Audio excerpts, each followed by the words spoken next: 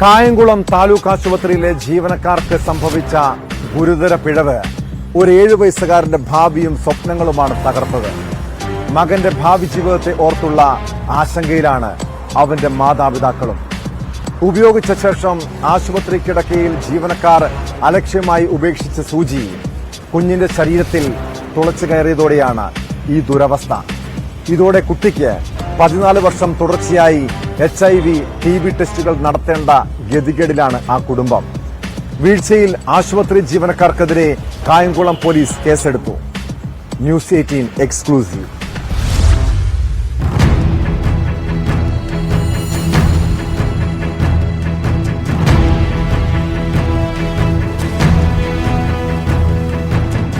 കഴിഞ്ഞ മാസം 19-നാണ് ഗുരുതര സംഭവം. പനിബാധിതനായി കായംകുളം താലൂക്ക് ആശുപത്രിയിൽ ചികിത്സ തേടിയ 7 വയസ്സുകാരന്റെ ശരീരത്തിലാണ് ആശുപത്രിയിലെ ജീവനക്കാർ ഉപയോഗശേഷം അലക്ഷ്യമായി ഉപേക്ഷിച്ച സൂചി തുളച്ചു കയറിയത്.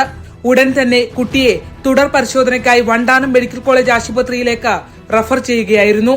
കാഷ്വാലിറ്റി അത്യാഹിത വിഭാഗത്തിലെ ബെഡിലോട്ട് കിടത്തിക്കൊള്ളാൻ പറഞ്ഞു. അവിടെ ചെയ്യാൻ പറഞ്ഞു. അപ്പോൾ അവിടെ ചെന്ന് ആ ബെഡിനകത്തോട്ട് കുട്ടി കയറിയിരിക്കുകയും ഈ ബെഡിന്റെ മേളിലൊരു റെക്സിൻ ഷീറ്റ് വിരിച്ചിട്ടുണ്ടായിരുന്നു. അത് ബെഡിന്റെ റെക്സിൻ ഷീറ്റിന്റെ ഇടയ്ക്കായിരുന്നു ഈ സൂചി ഇരുന്നത്. കാണാൻ പറ്റത്തില്ല. കുട്ടി കയറി ഇരുന്ന് കഴിഞ്ഞപ്പോൾ എന്നെ എന്തോ കുത്തിയെന്ന് പറഞ്ഞ് ചാടി ഇറങ്ങിയിട്ട് റെക്സിൻ ഷീറ്റ് മാറ്റി നോക്കുമ്പോഴാണ് സിറിഞ്ച് സൂചിയായിട്ട് ഇങ്ങനെ മേളിലോട്ടിരിക്കുന്നത്. മെഡിക്കൽ കോളേജിൽ തുടർ പരിശോധനകൾക്ക് വിധേയമാക്കി. ഉപയോഗിച്ച സൂചി ആയതുകൊണ്ട് തന്നെ HIV, TB അടക്കമുള്ള ടെസ്റ്റുകൾ പൂർത്തീകരിച്ച 72 മണിക്കൂറിനുള്ളിൽ റിപ്പോർട്ട് നൽകാനാണ് ഡോക്ടർമാർ നിർദ്ദേശിച്ചത്. എന്നാൽ നിർദ്ദേശിച്ച ടെസ്റ്റുകളിൽ ഭൂരിഭാഗവും മെഡിക്കൽ കോളേജിൽ ഇല്ലായിരുന്നു. അർദ്ധരാത്രിയിൽ പനിബാധിതനായ കുട്ടിയുമായി സ്വകാര്യ ലാബിലെത്തിയാണ് ടെസ്റ്റുകൾ എടുത്തത്. റിപ്പോർട്ട് ലഭ്യമായതാകട്ടെ 4 ദിവസത്തിന് ശേഷവും. 10 മിനിറ്റ് കഴിഞ്ഞ് ഡോക്ടർ വന്ന് അവർ തമ്മിൽ എന്തൊക്കെയോ സംസാരിക്കുന്നുണ്ട്. അത് കഴിഞ്ഞപ്പം ഒരു അറ്റൻഡർ ലേഡിയായിരുന്നു. അപ്പോൾ അവരുടെ അടുത്ത് പറഞ്ഞു ഇതുപോലെ നമ്മുടെ ലാബിൽ ഇതിന്റെ ടെസ്റ്റും കാര്യങ്ങളും ഉണ്ടോ എന്ന് നോക്കാൻ പറഞ്ഞു. അപ്പോൾ അവിടെ നോക്കിയിട്ട് വന്നിട്ട് പറഞ്ഞു ഇല്ല എന്ന് പറഞ്ഞു. പിന്നെ എന്നെ വിളിച്ചിട്ട് കാര്യങ്ങൾ പറഞ്ഞു. അപ്പോൾ 7 വയസ്സുള്ള കുട്ടി ആയതുകൊണ്ട് നമുക്ക് 72 മണിക്കൂറിനുള്ളിൽ ഇതിൻ്റെ റിസൾട്ട് കിട്ടണം. ഇത് ആരുപയോഗിച്ചാണെന്നോ എന്താണെന്നോ അവർക്ക് തന്നെ ഒരു പിടുത്തവും ഇല്ല. പരിശോധനാ ഫലവുമായി ആശുപത്രിയിലെത്തിയ കുടുംബം ഞെട്ടി. ടെസ്റ്റുകൾ നെഗറ്റീവ് ആണെങ്കിലും 3 മാസത്തിലൊരിക്കൽ വെച്ച് 14 വർഷം തുടർച്ചയായി കുട്ടിയെ HIV, TB ടെസ്റ്റുകൾക്ക് വിധേയമാക്കണം. പക്ഷേ നെഗറ്റീവാന്ന് പറഞ്ഞിട്ട് അവർ പറഞ്ഞതെന്ന് പറഞ്ഞാൽ ഇത് കാലക്രമേണ നമ്മളിത് എപ്പോഴും ഒന്ന് ചെയ്ത് നോക്കുന്നത് നല്ലതായിരിക്കും. അത് 3 മാസം ഇരിക്കുമ്പോൾ ഇതിങ്ങനെ കണ്ടിന്യൂസ് ആയിട്ട് ചെയ്ത് നോക്കണം. അതിലൊരു ടെൻഷനും കാര്യങ്ങളും ഉണ്ട്. അങ്ങനെ വന്നപ്പോഴാണ് ഞാൻ പറഞ്ഞ കേസ് കൊടുക്കാം. അന്നേരം തന്നെ SHOയ്ക്ക് പെറ്റീഷൻ കൊടുത്തു, ചെയർപേഴ്സണിന് പരാതി കൊടുത്തു, ആലപ്പുഴ ജില്ലാ കളക്ടർക്ക് മെയിൽ അയച്ചു ഞാൻ.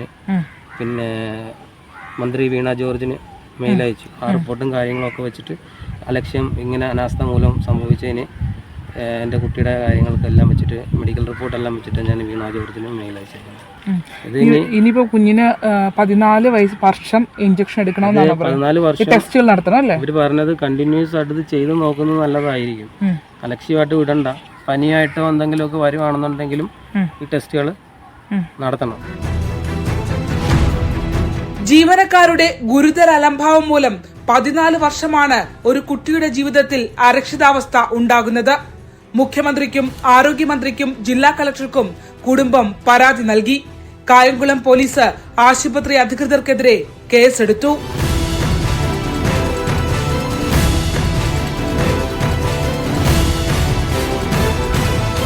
ശരണ്യ സ്നേഹജൻ, ന്യൂസ് 18 ആലപ്പുഴ.